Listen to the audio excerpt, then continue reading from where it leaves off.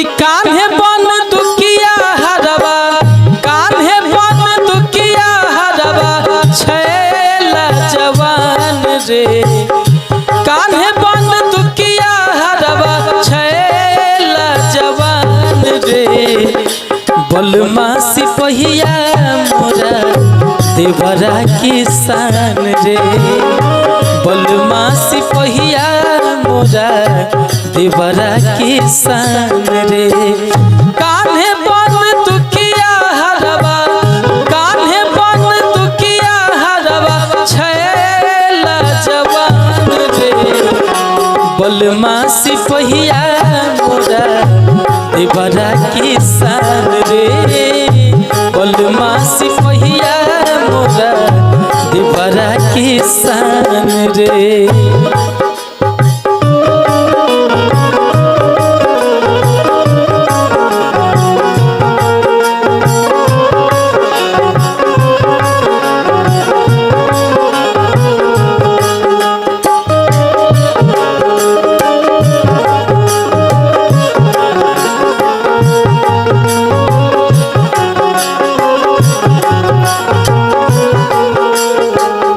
क्या बात है?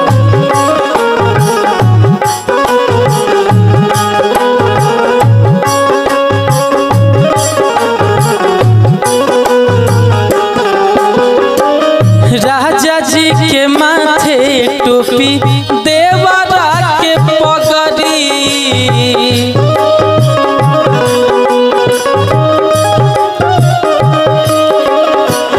देखी के जुड़ाई मन भर जाला गगरी।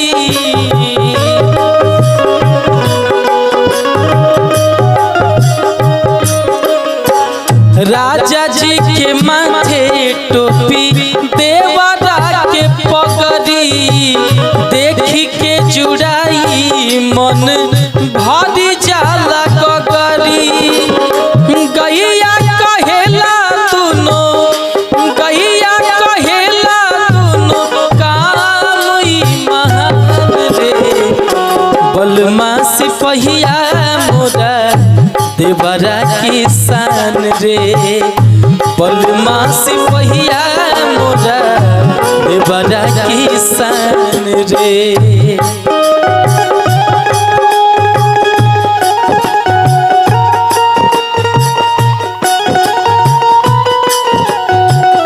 क्या बात है?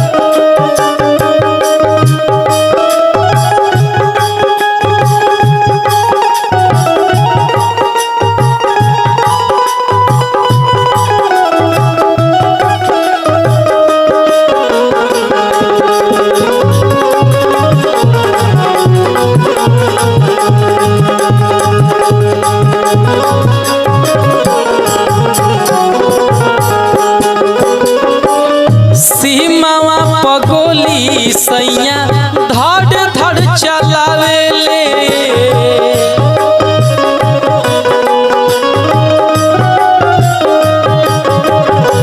सोना जस अनाज देवरू खेत में उगावेले।